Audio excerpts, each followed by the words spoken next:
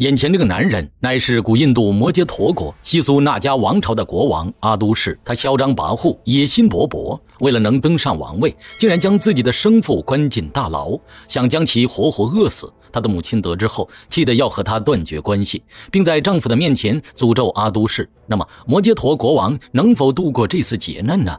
摩羯陀王的心腹来到大牢给国王报信，说是要准备在今晚将领200人将国王救走。可国王深知这些人手根本无法抵抗阿都氏，他不忍心眼睁睁看着将士们白白送死，直接拒绝了他的提议。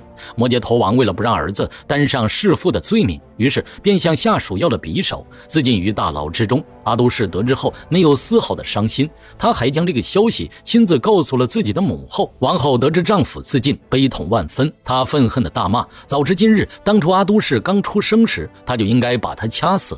佛陀这日来到2位农夫面前乞食，农夫好奇地问道：你有手有脚的，为什么不好好干活，自己谋生呢？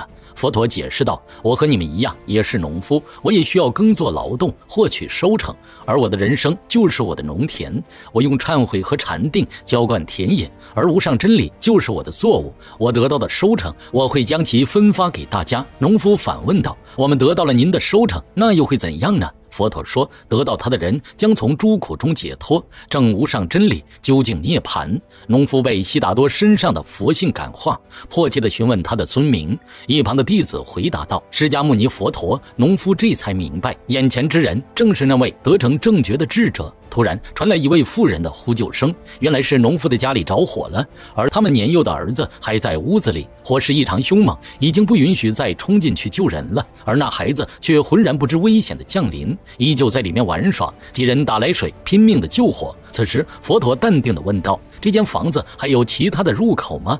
男子回答说：屋角那边还有个窗户。悉达多立刻来到窗户面前，可是窗户太小了，大人是肯定进不去的，但孩子肯定是能够通过窗子出来的。佛陀透过窗户喊着男孩的名字，佛陀的妙语如同佛音传入孩子的耳中，很快孩子便主动走到窗前，最后成功获救。农夫羞愧无比，先前他还出言羞辱佛陀，没想到佛陀不计前嫌，反而救下了他的宝贝儿子。他请求佛陀原谅他无礼的行为，并问他是怎么做到的。佛陀回答道：我帮助人们脱离欲望、嫉妒、嗔怒、愚痴和贪婪的困束，这些赤焰会烧毁你们的生命，令无数人葬身其中。我唤出了这个孩子，同样也唤出了你们大家。众生的心灵之门被这场大火封住了去路，而心思深处还开着一扇小窗，像这个小孩一样，愿意聆听我的声音，向我靠近的人们随我安然走出火海，解脱之道就在大家的面前，这样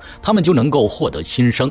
农夫被佛陀所讲的真理打动，并恳请他前往自己的家乡舍卫国，为那里的人们传授解脱的道理。悉达多同意了。这日3位王子来到佛陀的静修林，同他们一起来到还有王子们的剃头匠。原来3位王子想要剃发出家，临行前将他们所有的珠宝都留给了这个剃头匠，他们希望剃头匠能用这些财宝另谋他路，可剃头匠为人淳朴，无功不受禄，他不愿意收下，更何况他对佛陀的大名早有耳闻，所以他也想拜入佛陀门下。可3位王子认为他乃一介平民，根本不配做比丘。可此时悉达多走了过来，说道：我的僧团没有种姓之分，更没有贫富之分。佛陀表示，他不仅要收剃头匠为弟子，而且还要第一个就为他剃度。剃头匠的品质打动了佛陀，王子们能轻易舍弃财富、安逸等这些事物，是因为他们曾经拥有过，而你自幼出身贫寒，生计困难重重，王子们赠予财物，你却不为所动。欲望本可以迷惑你的意识，可你却当机立断来向我皈依，气觉的能力胜过了对尘世幻象的迷恋，你能在解脱之道上走得很远。说完以后，几位王子和剃头匠全都臣服地拜倒在佛陀的脚下。佛陀这日正要前往居萨罗国传教，而此前的那个农夫须达多急忙赶来，并表示他早已为佛陀安顿好了住处。原来是波斯匿王有一处闲置的园林，须达多想买下来以供佛陀修行，可如今波斯匿王仍嫉妒着悉达多，不愿意售卖，于是就故意提出一个要求来为难须达多。他说须达多必须用金子将这处园林的土地全部覆盖，否则他是不会把这块地卖给他的。须达多听后二话没说，就将自己的所有金子铺在地上，金子不够时，他就跑到家里变卖卖财物，将换来的金子再铺在地上，直到他将这片土地上都铺满了金灿灿的黄金。这一下没办法了，波斯匿王不得不将这块地卖给须达多。得知须达多为自己所做的一切，悉达多称赞地说道：“人们的名号与自身的品质行为往往是不相匹配的，但对你而言，你的名字饱含吉祥的意义。孤独者是贫困又谦逊的，而你的财富常为他们施舍。时代逝去，你的英名与美誉却永不磨灭。粗茶淡饭，有爱都会变成美味。你能奉献出心灵财富，这所有的一切皆源于你的善心。”告别了须达多，佛陀和弟子继续向前走去。走到一半，佛陀的脚被地上的树枝扎伤。正当弟子为他包扎时，一旁响起了一片哄笑声。原来是婆罗门的尊者和民众看见这一幕，在嘲笑着佛陀。他们故意在路中央放置了不少带刺的树枝。他们表示，佛陀若想要起时，就从树枝上面走过来。佛陀并未生气，反而很平静地踏上了这条布满荆棘的路。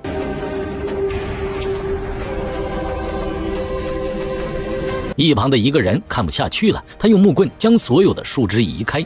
旁边的商人怒斥苏利陀，要是再敢扫，就别想再回村里了。可苏利陀仍旧不管不顾地继续扫着。他表示，除了这些，村里还有很多人愿意给您施舍的。佛陀温和地伸出手，想要触碰他，可苏利陀认为触碰自己会玷污佛陀。佛陀耐心地解释说，你和我们同样都是人，一个人的触碰又怎会玷污另外一个人呢？只有贪婪、仇恨、愚痴和欲望能将人玷污。像你这样充满爱心的人，只会令别人感到快乐，而非痛苦。面对婆罗门对种姓的强调，斥责自己是骗子的话语，佛陀继续说道：从他人身上夺去人性之人，才是真正的骗子。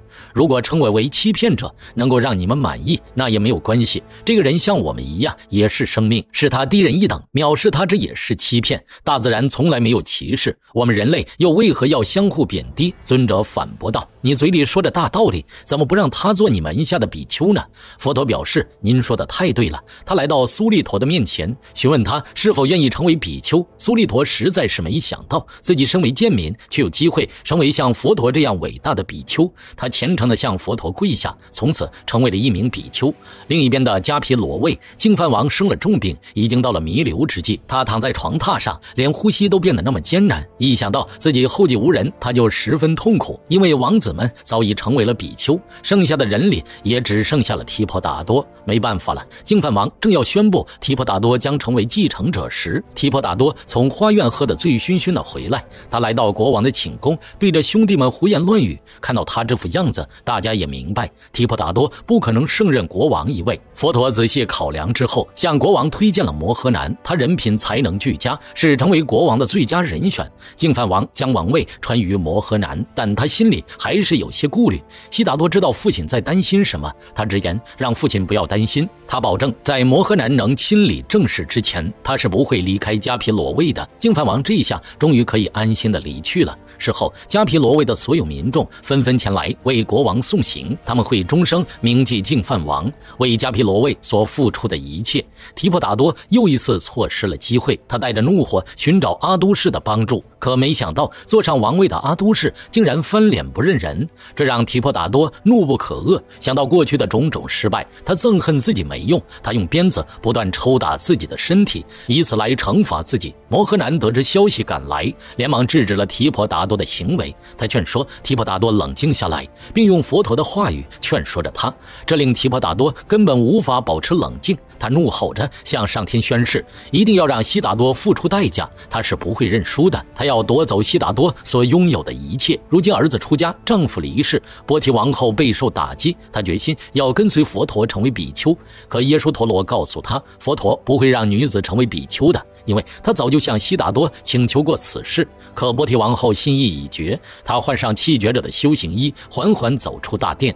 她将耶输陀罗托付给祥光，希望祥光能把耶输陀陀罗当做自己的女儿一般去疼爱。如今的祥光已经幡然醒悟，他含着眼泪答应了波提王后的请求。他最后看了一眼生活了多年的王宫，然后转身离去。提婆达多刚好归来，他没想到如今就连波提王后也皈依佛陀了。波提王后跋山涉水来到居萨罗国，找到佛陀的静修林。在来的这段时间，已经有不少的女子愿意跟随他，准备一同拜入佛陀的门下，成为比丘。阿难表示，从未有女子成为过比丘。波提王后说道：“我的孩子，并非只有男子才可以成为比丘。我坚信，在解脱之道上，佛陀不会对任何人有所偏袒，这份权利属于每一个人。佛陀曾经说过，不论贫穷富贵或是种族姓氏，都能加入僧团。我希望女子也不会受到任何的偏见。”阿难问他们是怎么到这儿来的，他回答道：“我们从迦毗罗卫步行而来，我们一路沿途乞食，才勉强果腹。见他们这般辛苦，阿难也十分痛心。他将波提王后的话转达给佛陀。那么佛陀是否会同意女子们的请求，让他们正式的成为比丘呢？”